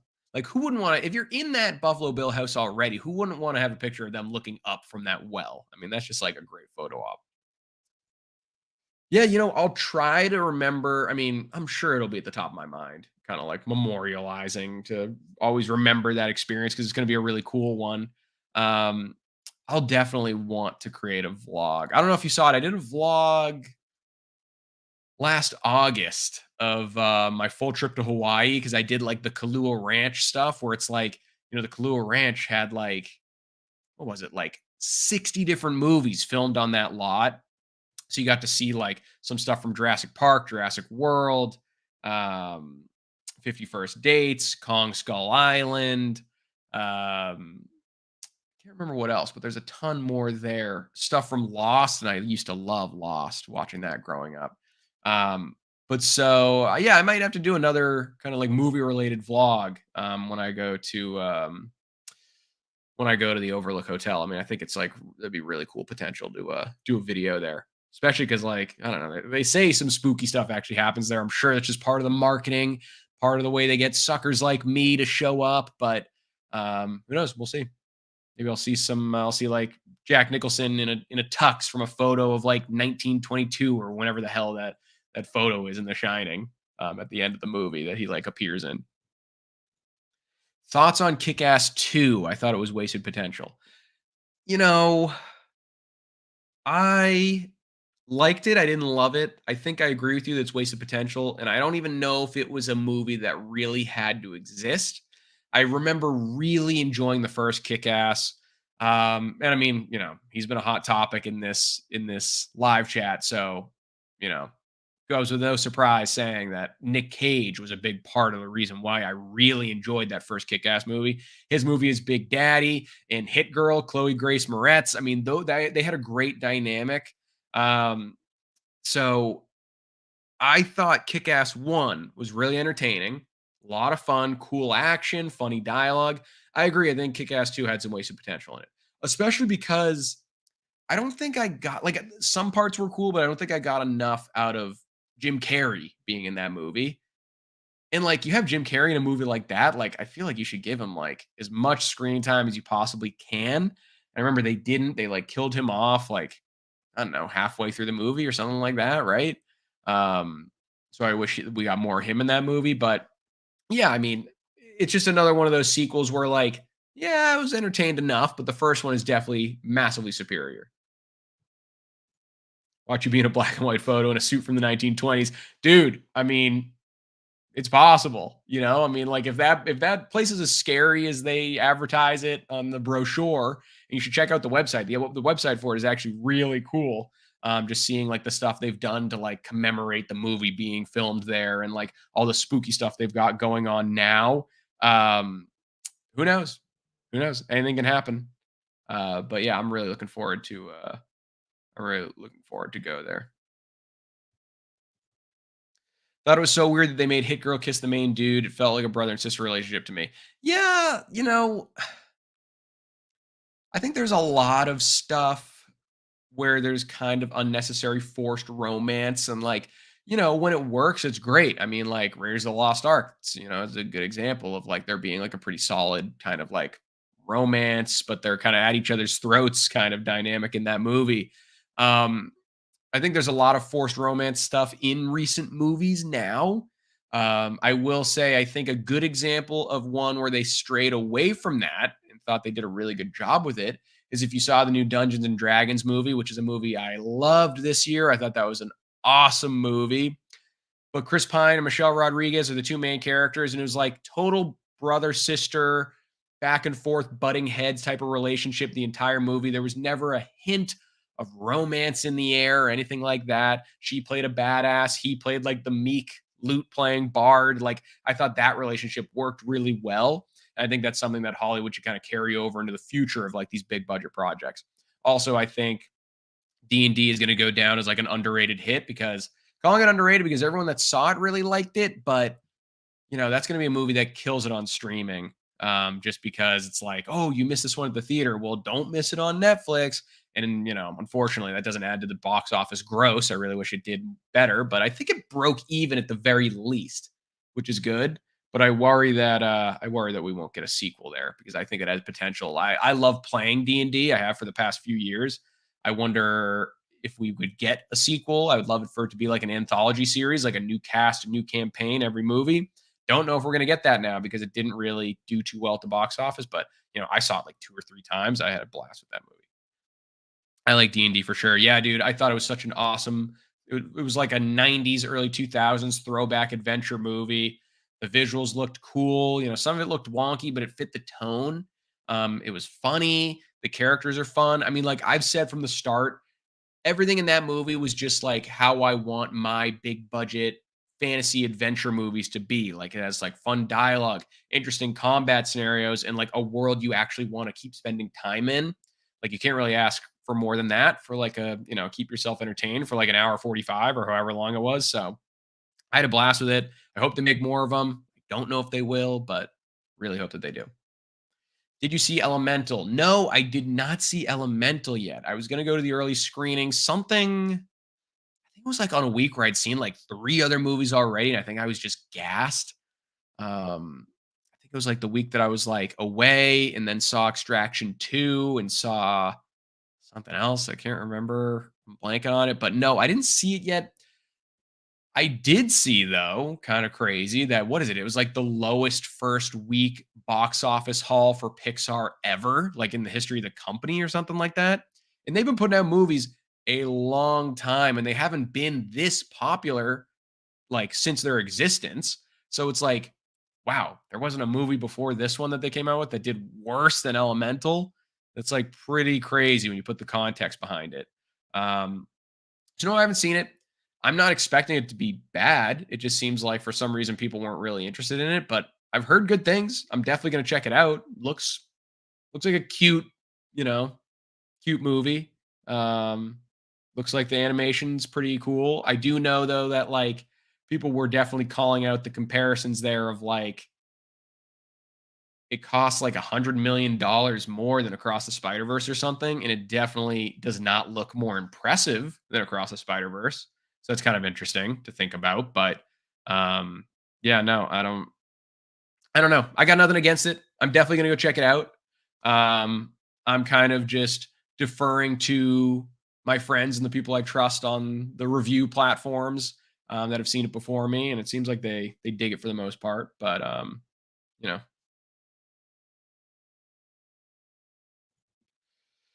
I've heard things too. It seems like these new movies are okay or even good, but people are just not going to theaters to see it. Yeah, you're probably right. Um, it's kind of an interesting box office era to study right now. Just because, like, we're seeing, I mean, The Flash flopped hard, dude. And that's like, more so probably of what happened behind the scenes in that movie. And there's a lot of reasons I put a video out about or a short out about why I think all the reasons of why that thing flopped. That might be more to superhero fatigue a little bit on top of some other stuff. But like, there have definitely been some movies where if you showed me a release calendar early in the year, or if you wanted me to pick which movies I thought were going to flop, I did not think I wouldn't have picked The Flash and Elemental. That really wouldn't have been two of the movies on my list, on my short list, saying, yeah, those aren't going to make any money. So yeah, I don't know. It's definitely an interesting time to like be watching these numbers. And I don't know if you ever check it out. There is a website literally called The Numbers, which I've been following a little bit more um, closely ever since kind of doing movie reviews and kind of just putting things in perspective for box office dollars and stuff. Check that website out. I was checking it heavily when Puss in Boots: The Last Wish came out because I wanted that movie to succeed so bad because I need Shrek 5. I absolutely love that. That was like I think like Puss in Boots is like my number 5 of the year last year. Highly suggest if you somehow haven't seen that one still. But the numbers does some really cool stuff and like analytics of the box office and the weekend, roundup and stuff. I suggest you check that out if you have any interest in like that box office number math kind of stuff. It's a cool one to check out. In my opinion, putting a Pixar movie less than a month on Disney Plus has something to do with it. Yeah, I mean, it does really seem like things are going to streaming so fast now, right? And I do think, actually going back to reference Puss in Boots: The Last Wish, I think they had some like weird deal that it was like if it didn't make X amount of dollars in the opening weekend, then it would go to streaming within 20 days or something, right? And it didn't hit the number it needed to hit by like a couple $1 million. But a deal's a deal. So it ended up going to streaming like 20 days after it was officially released. I was worried about that. I thought it was going to hurt its box office dollars. Luckily, it still made like, I don't know, I think it made like $500 million. Thank God, because I love that movie. But there's some weird deals out there where it really does feel like stuff is just going to streaming so fast. And that's good if you're someone that like doesn't really enjoy going out to the theater for whatever reason. But like, I don't know. It does really seem just like a plug and play. Like studios are churning out movies more and more. Like they don't have a lasting effect. Like it's just we're on to the next thing. If you can just throw it onto your TV, then it's like, okay, that thing I was waiting for is over now from the comfort of my own home. It's not really an event of going to see it. Um, just consuming so much content that like seems more and more meaningless with like sequels and reboots and everything like that. I won't go on my full soapbox about that right now, but like, um, you know, it's weird having things go to streaming so fast now. Definitely bizarre time in the movie world. And I mean, you throw the writer strike on top of that, probably just means that like people are gonna try and get movies out so quickly after the writer strike is finally resolved that it's gonna come with like some very generic reboot sequel kind of stuff. So who knows? I hope I'm wrong, but thought Puss in Boots 2 was so good, extremely underrated. Yeah, dude. I absolutely love that movie. Like I told you, people would like laugh at me because it was in my top 10 most anticipated movies of the year. Like they thought I was like joking, but I'm like, no, unironically, like I love the Shrek franchise. The new kind of like Spider-Verse, Mitchell's verse machines kind of animation style that they were doing with this new Puss in Boots movie looked awesome. I just thought from the trailer it was going to look incredible. It looked incredible. And I'm so pumped. Like, nothing's better than a big budget movie like that where like you're waiting on it and it actually exceeds your expectations. Nothing's better than that. So, and I really think it's just like created so many more avenues for them to go when it comes to like, I don't know if they're like going to soft reboot the Shrek franchise or what, but haven't seen Puss in Boots 2, heard great things though. Yeah, dude, I highly suggest you check that one out. I'm sure it's streaming somewhere at some point. Obviously it's on digital and you can buy it on 4K and everything. It's actually I've been waiting honestly to see if it comes out on Steelbook. There's been no Steelbook. I can't believe it. It was like I don't know. It was like I think it was like the one of the most highest grossing animated movies of all last year. It doesn't have a Steelbook. So I really wanted that. If it doesn't happen, I'll just buy the regular one because I want to own it. Like that's just one of those movies that like I mean I saw it in the theater like 2 or 3 times. Made my parents watch it. Like I loved that movie. So haven't can't say enough good things about that. Highly suggest you check it out. It just great story, great voice acting, a lot of fun action. The villain was so good, dude. Like legit creepy.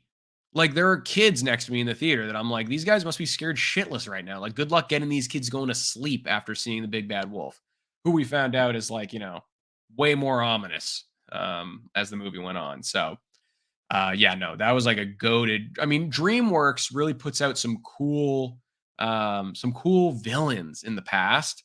I mean, you look at like the I always forget his name, but like the panther or the cheetah in that first Kung Fu Panda movie. Thought that was a really cool villain. Um, and then you look at the one in Puss in Boots. Like those are really two top tier animated movie villains. Do you have minions fatigue? Okay, this might make you click off my live chat right now, but for some reason, people can't help what their guilty pleasures are.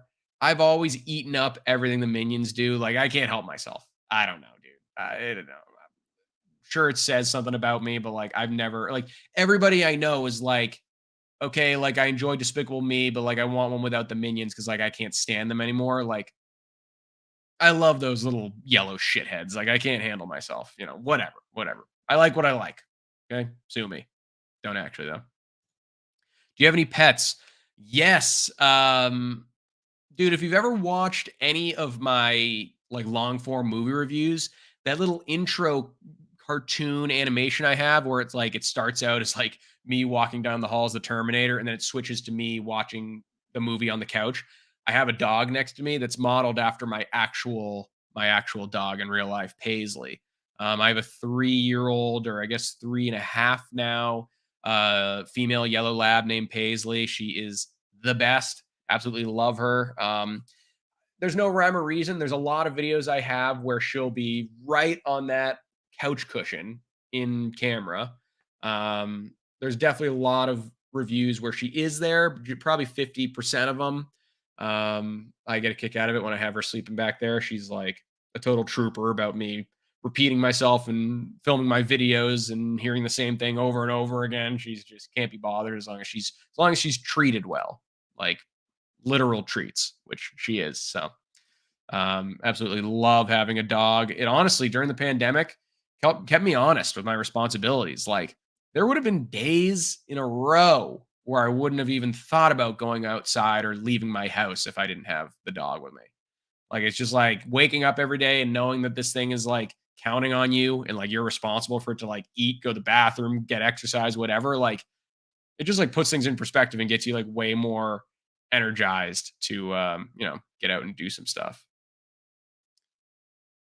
I wouldn't mind one more Kung Fu Panda. Yeah, I actually think they are making another Kung Fu Panda. I think it's been confirmed that they're doing Kung Fu Panda 4 pretty soon. Or at least they're starting it pretty soon. I can't tell you when they're actually going to be releasing it, but do you have a picture of your dog? I wonder if I do on this computer. Let me see if I do. I don't know that I do actually.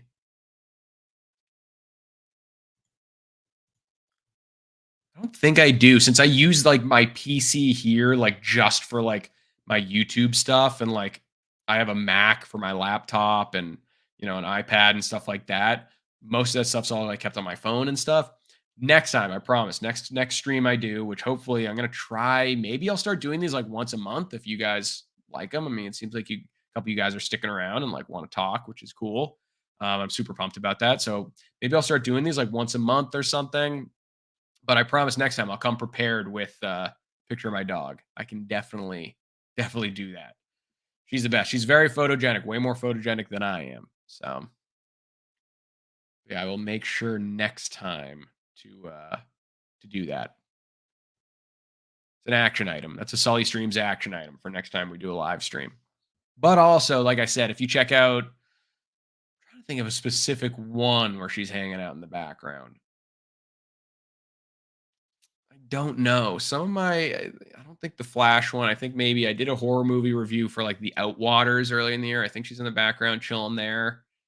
Um, and I have no problem showing her off. That you always get a few comments about how cute the dog is if you have her in the background. So I'm always trying to put her in the background of the videos. I mean, you got to pander a little bit, right? Who doesn't love a cute dog in the background of a YouTube video? They're already going to watch anyway. It's just an added bonus, icing on the cake, really. Please delete the channel. Yeah, I mean, hey, you know, you never know what's going to happen. Although I can probably guarantee that's not going to happen. But, you know, besides, you've been like my number one fan during this chat tonight. So, I mean, I couldn't do that to you. I appreciate you hanging here and talking with me. It's been fun getting these questions out. But actually, looking at the time, I'm probably going to call it quits on this one. I'm seeing one more question from Jeffrey here. Let's see. What's your goal for subs this year? Oh man. Okay. So what do I got right now? I've got like 2,500 or something like that. So I think it's June, so it's halfway through the year. I think if possible, if I can get to 5K by the end of this year, I'll be very happy. It's so hard to predict these things. Like sometimes it's like linear, sometimes it's exponential. You never know. Like that next video you put out that you're super proud of and you spent a ton of time on could absolutely flatline, do nothing. Maybe it even makes you lose a couple subs. And then there's videos where like you don't care about them at all. You're like, I just got to get something out. And those for some reason are the ones that resonate with people. And maybe that like takes off. Like I've always said, if you put in the hard work and it's something you're really passionate about, I don't think it's really a matter of like if you're gonna blow up and go viral. I think it's kind of like a matter of when. So I'm always trying to like think of new things to talk about with in the movie space, new ways to make my content, stuff like that. And like I said, let me know if you have any suggestions. I love hearing like new styles of videos you guys would like to see from me. But that's why I work so hard to like have like a good back catalog of, tons of videos that like you don't want one video to go absolutely viral and people are like on your channel and there's like nothing else for them to view. Like they're probably not even going to subscribe if that's the case, because it's like, okay, this guy like put out one cool video, but like might have been a flash in the pan. That's why I love having such like a rich back catalog of like so many movies, tier lists, you know, franchise rankings, that kind of stuff. So it's like you always have something you probably haven't seen that I've put out. So um, you know, I'd say like 5K is probably a pretty nice goal. I think it could go higher than that. I think it could go less than that, but I think like 5K is one that I'd probably be pretty happy with that. Um, Pretty consistent with your uploads. That's realistic. Yeah, dude, I appreciate it. You know, I try to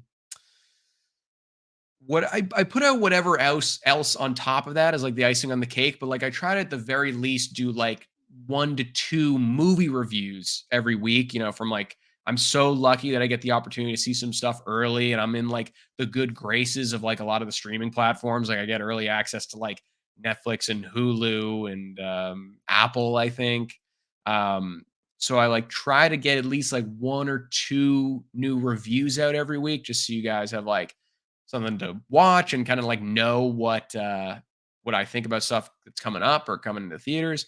One thing I always thought of doing, and you tell me if you guys are interested in this, um, is I what kind of was my claim to fame on Instagram. I kind of like had a mini blow up on Instagram. Nothing like too crazy. Like I'm almost at like 9 or 10,000 subscriber or followers on my Instagram. It's the same handle, Sully Streams. But what I did at the beginning there was all I did was my platform was every week I posted 4 movie picks, one from each streaming platform. And didn't have to be a new movie or anything. Just something that I thought people would be interested if they're like looking for stuff to watch on any given weekend and they don't know what's on what streaming platform. So like they just had to look at my post and see like, oh, this is 4 movies that this guy was interested in. Cause I was always like the movie guy in my friend group. Like people would hit me up all the time saying like, what should I watch?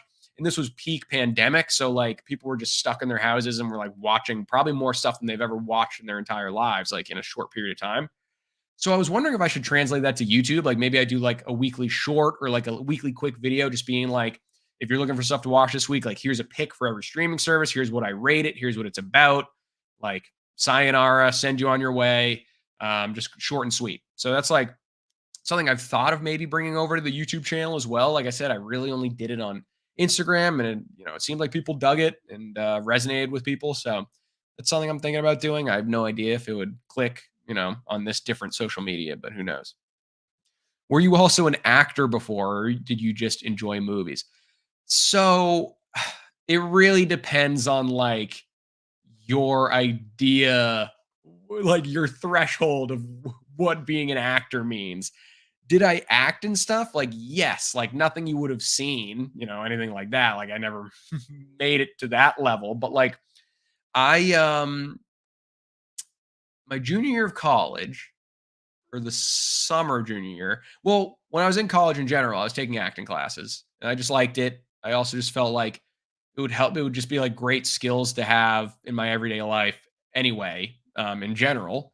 And which I was right. I just really felt like helped me enunciate and be more charismatic and more confident and stuff like that in general. But then I spent a summer at NYU's Tisch program, which is like their crazy, super prestigious acting program. I don't even know how the hell I got in or was allowed to go there, to be perfectly honest. It was a crazy opportunity. Kind of had like major imposter syndrome too. I'm not going to lie. Um, and that was like an eye-opening experience. I mean, like we were like auditioning for stuff. We were like doing this, that, and the other thing. It was a really cool experience. Like I didn't end up pursuing it really after I came home. Like the audition process was cool and like people said I had potential, which was like awesome to see. Just that like, maybe it wasn't something I really wanted to go into or a field I really wanted to work in for the rest of my life. But like it was cool seeing that like I kind of understood it, like I kind of got it by the end there. Like I felt like I was connecting with the material and like my peers. It was a really cool experience just to say I tried it at like one of the most prestigious acting programs. So that was always really fun. And I mean, to be perfectly honest, There are some people that I did that program with that are like big names now. So it's like really cool to see that they went on to go do that. So that was a great experience. But no, I'm not not an actor by any means. I did some acting, but I'm not an actor. But just love movies. Let's manifest 1 million subscribers, dude. Hey, you won't see me complaining. If I wake up one day and I have 1 million subscribers, you will not see me complaining. You might see me quitting my job, but you won't see me complaining. If you share this around to as many people as will listen to you, if you have any movie loving friends, I'd love to have them hop on board to the channel and we'll get it rolling. I don't know if 1 million's happening anytime soon here. Maybe not in the next decade, but a guy can dream and that would be awesome. Hey, Jeffrey, thanks for stopping by, dude. Really appreciate chatting. Hopefully catch you on the next one too. So love that you came by and asked some good questions there. Please do that. That's really cool. Oh, did my first big break come on your channel? I don't even remember. I'm trying to think how many videos. For anyone here that doesn't know, Woods North is a good friend of mine in real life. He has a hunting and fishing outdoor channel. You should go check him out if that's anything you're interested in. I don't remember how many videos I've been in of yours. Has it just been one or has it been two? I can't remember, but I know I was at least in one of them. I think it was in the ice fishing one. But yeah, I don't know. I mean, look, people are going to say what they're going to say. I can't say it came from your channel. I also can't say that my big break didn't come from your channel. So that's for the people to decide. Just one, thank God. Yeah, all right. You wish. You wish. We'll see if we make anything happen the 4th of July week. Your worst nightmare. Were you not in the room? That wasn't you. Dude, I would love to be in the room if at all possible. Unfortunately, it wasn't me, but that movie's become such a cult classic, dude. Like, I think anyone would be lying through their teeth if they tried to say that they didn't want to be in that movie. I mean, it's like a cult classic that it gets celebrated. Like people have like parties every year to watch The Room. That doesn't sound like a movie with bad publicity to me. No such thing as bad publicity. I mean, maybe like if you were in the live action Cats or something, but The Room, that's all right with me, I think. Oh God. All right, let's see here. What else we got? Let's see if we can end on a good one here. Okay. What's the worst movie you ever watched all the way through? I always have trouble I try not to hang on to these bad movie experiences so much that it's like I have a quick answer for this, but I will tell you one.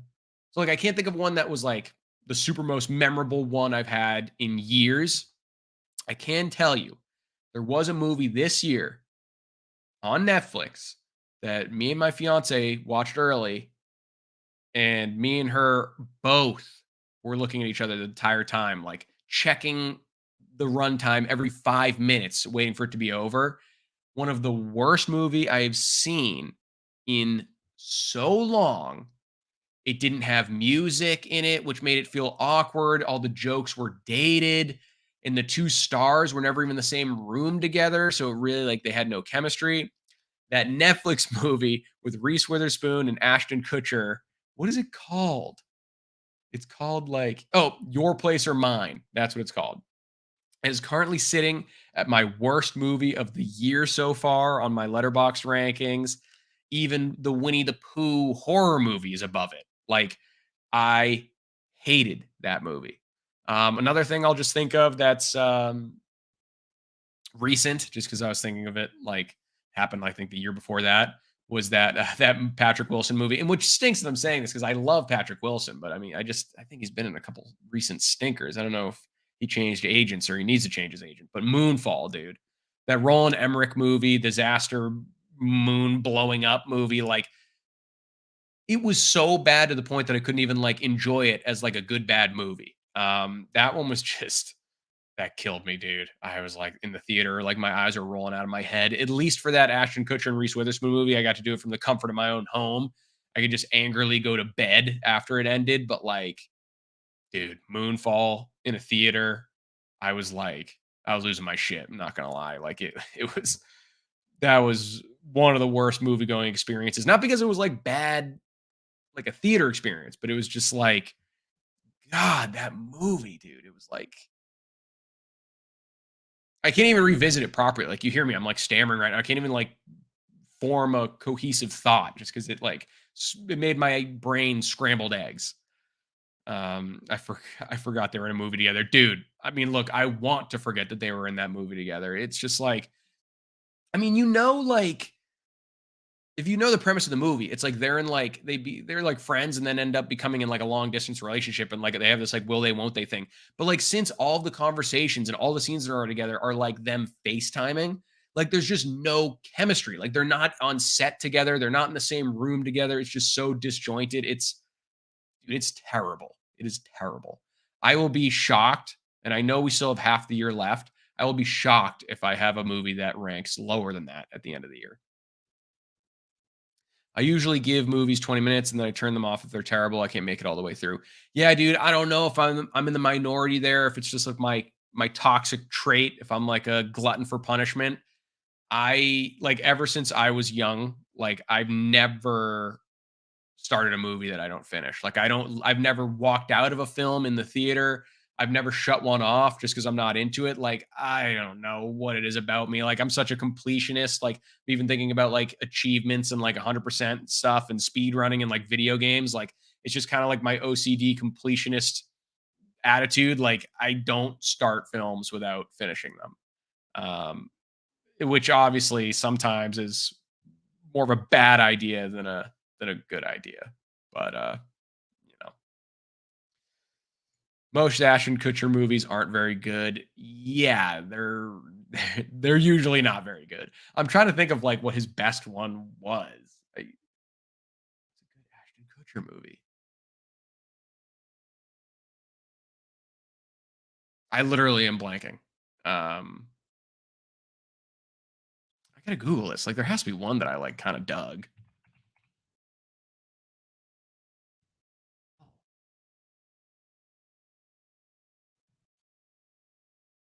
I will say I don't think I minded what happens in Vegas with Cameron Diaz. I thought that one was like kind of enjoyable, but like it's still bad. Like none of them are really like really very good.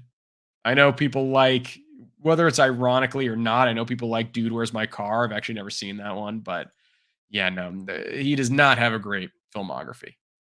So this might shock you, but he doesn't have a great filmography. I gotta go. But this is always fun. You should do one live a week, or maybe some of the lives have a specific theme. Have a good week, dude. Charlie, I'm glad you like them, man. I'll try to do more of these. Yeah, I think lives are fun, and like I like the quick communication, and we get to do a lot of different topics, talk a lot of different movie stuff. So, um, yeah, no, thanks for stopping by, dude. I'll try to do them more frequently. I think it'll be a lot of fun to do more lives and learn more about you guys too. Like, obviously, if you're the guys watching my videos, I want to, kind of tailor more stuff to you guys anyway. So, yeah, dude, let's try to do some more of these live streams. And I hope you come by more and appreciate you stopping by on this one. A lot of fun. Witherspoon, I'm not a fan of either. Yeah, I mean, I like her way better than Ashton Kutcher. I'll tell you that. I think she's in a lot better stuff. But you could say she was good in the Johnny Cash movie. Yeah, I think she was. I would think she was good in Walk the Line. Um, I think she hasn't impressed me in the last couple years either. I will say that, but I do think she has a much better filmography than Ashton Kutcher. I mean, like even on TV too. Like I really liked like Big Little Lies and what was it like Little Fires Everywhere or something? Like I liked those last two shows she did. Last question. If you had to guess how many movies do you think you've seen altogether? All right, so I don't know if I have like I can't give you like an unbelievably accurate number, but if I'm looking at let's compare this to my IMDb. So like Letterbox counts all the movies I've ranked, and then IMDb will count all the movies I've ranked. Let's see. All right, so IMDb says that I've ranked 1,795 movies. Um, I'm sure there's some that have gotten missed there. So let's call it like, I don't know, 1,800 to 2,000, probably the movies I've seen. There's obviously like some of them that just come back from memory that, like, when I was 5 years old, 10 years old, I was running around watching movies and wasn't really planning on keeping track of all that stuff. So I'm sure there's some in there that I haven't ranked, and that, like, if I somehow like you know came upon them in Letterboxd or IMDb, I'd be like, oh yeah, I did see that, and I'd like rank it and stuff. But um, you know, only 100 in your life. All right, we're gonna give you some homework. One of these days, I'm gonna give you some homework, some films. We'll double that by the end of this year. All right, we'll make sure that we get you there. Congrats on getting monetized, dude. Thanks a lot. Appreciate you being here. And like I've said to everyone else, like, I'll happily accept the congrats, but like the thanks is all to you guys and supporting my channel over the last like year and a half that I've been doing this. Looking forward to what's coming next. And yeah, we got some fun stuff planned. So I appreciate you with the kind words and stopping by. If you reach the 3K, can you please do the AMC Nicole Kidman commercial? I'd have to think about it. Maybe you'll get a voiceover. I don't know if I'll have enough time to do all the exposition shots of me walking in on a rainy day to the AMC theater. And also, I'm gonna have to pick a real box office bomb if I want the theater by myself, like she has in that commercial. So, we'll see if I can make that happen. No promises. No promises.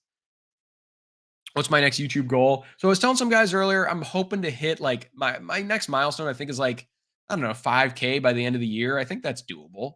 I think that's like a fair goal to set for myself. I think I've been on a good trajectory right now. Like, if I know it's not, growth isn't linear, it's exponential, but like looking at just like a linear trend of my data for like subscribers and stuff this year so far, I think we'll definitely hit that.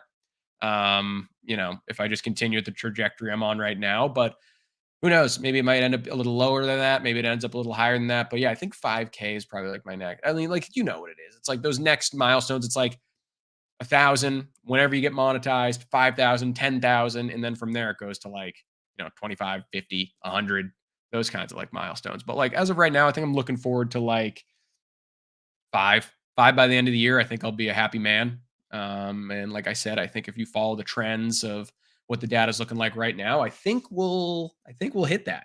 So I'm pretty pumped about that. I mean, you guys, like, there's been a lot of new people on the channel lately. It seems like you guys are enjoying a lot of that new content. I've done a couple shorts that have blown up, and I'm going to keep doing my franchise rankings and my tier lists, and obviously my movie reviews. So, yeah, I'm excited about what's going to come for the rest of the year. And like I said, if you guys ever have an idea about like a format or a style of video you think would be really cool to have on like a movie channel, I'm always open to criticism. I'm always open to, ideas and, brainstorms. If you ever have an idea and you see something that like you're not getting from the channel that you're not getting anywhere else, and you want to see like, some new videos, I always welcome, that kind of talk. So feel free to comment or send me a DM on Instagram, whatever. So, and with that, I think I'm going to call it. It's been an hour 48. I was only trying to do it to this for 90 minutes, but we had some good conversation going on there, so I wasn't going to stop. Um, but yeah, I am looking forward to doing my next one of these. I appreciate all you guys stopping by. Definitely had a lot of fun with this one. Nice little turnout and some back and forth with some quick questions. So hope to see all of you guys that join in this one on the next one. Hello to anyone that watches this on replay. I don't even know if anyone's going to do that, but hello. And, thank you again for checking this out. And, keep watching some movies, guys. And let me know what you've been watching. All right. And I'll talk to you soon. See ya.